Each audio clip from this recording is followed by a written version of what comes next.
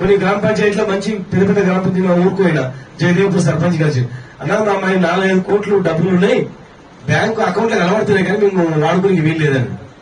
అన్ని పైసలు ఎక్కడ అంటే ట్యాక్స్ పైసలు అవన్నీ మా మున్సిపాలిటీ మాదిరి మా గ్రామ పంచాయతీ డెవలప్ చేయాలని నాకు బాగా కుతూహలం ఉంది. కాకపోతే మేము ఏం చేయలేకపోతున్నాం. పైసలు కనిపిస్తే కానీ మేము ట్రై చేసుకుని అదేంటంటే ఒక విచిత్రం ఉందని చెప్తున్నాం. అంటే ఒక విచిత్రమైనటువంటి పరిస్థితి కనిపిస్తా ఉంది. అలా సర్పంచ్ అంటే పారిపోయే పరిస్థితి. భవిష్యత్తులో సర్పంచ్ నిలవాలని అయిపోయిన జీవితాలు మళ్ళీ లోడదంటారు చేస్తున్నారు. కనుక ఈ వ్యవస్థను బలోపేతం చేయడానికి గత ప్రభుత్వం మేము ప్రయత్నం చేస్తే ఇవాళ ఈ ప్రభుత్వం నిర్వీర్యం చేయాలని ప్రయత్నం చేస్తున్నాం. పూర్తిగా గ్రామీణ వ్యవస్థను పూర్తిగా దిగదారుస్తుంది.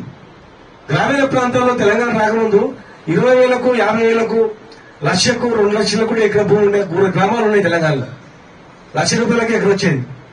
ఇవాళ 10 ఏళ్లలో 20 లక్షలు అంటే కూడా ఏ ఊళ్ళో భూమి దొరికిన పరిస్థితికి తీసుకొచ్చింది. ఎందుకంటే అంత అద్భుతమైనటువంటి అభివృద్ధి, నీళ్లు, వాటర్, సాగునీరు, కరెంటు, రైతు బంధు అనేక పథకాలు తీసుకొచ్చి డబ్బులు గవర్నమెంట్ ఖజానాలో ఒక 50,000 కోట్లు జమైనవంటే 40,000 కోట్లు గ్రామాలలో ఉంటే అకౌంట్లోనే పోతాయి. పెన్షన్ అని, కళ్యాణ లక్ష్మి అని, రకరకాల అన్ని వెళ్ళిపోతాయి. గ్రామాలనే టర్న్ ఓవర్ డబ్బులు, రైతు బంధు అని, రైతు బీమా అని చెప్పని. ఆ పైసలకు ఎందుకంటే మండలానికి ఒక బ్యాంకు ఉంటుండే. అంటే మండలం కూడా కాదు, మండలం కూడా బ్యాంకు ఉండకుండే. కాన్స్టిట్యూన్స్ లో హెడ్ క్వార్టర్లు తప్ప అక్కడ కూడా ఉంటుండే. ఇప్పుడు గ్రామాలలో కూడా బ్యాంకులు ఏర్పడ్డాయి. కొన్ని గ్రామాలు 2 బ్యాంకులు వచ్చినాయి. అంటే అంత జమ చేసేటువంటి ఆ బ్యాంక్ అకౌంట్ చేసేటటువంటి కెపాసిటీ గ్రామాల్లో వచ్చినందుకు గ్రామాలకు కూడా బ్యాంకులు వచ్చేసినాయి. ప్రతి గ్రామంలో కూడా పెద్ద పెద్ద గ్రామాలు.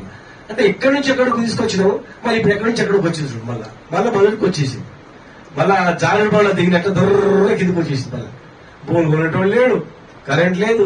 మన మూలం రైతులు, రైతు మొత్తం మనం మొత్తం రైతుల వ్యవస్థ మంచిగా రైతు బంధు పడుతుండే, ఒడ్లు కొనుగోలు చేస్తుంటే, కరెంట్ ఉంటుండే, కాలువలు నీళ్లు మొత్తం అన్ని కాలువలకు వస్తుంటే ₹1,00,000 కరెంట్ దొరికిన పరిస్థితి వస్తుంది.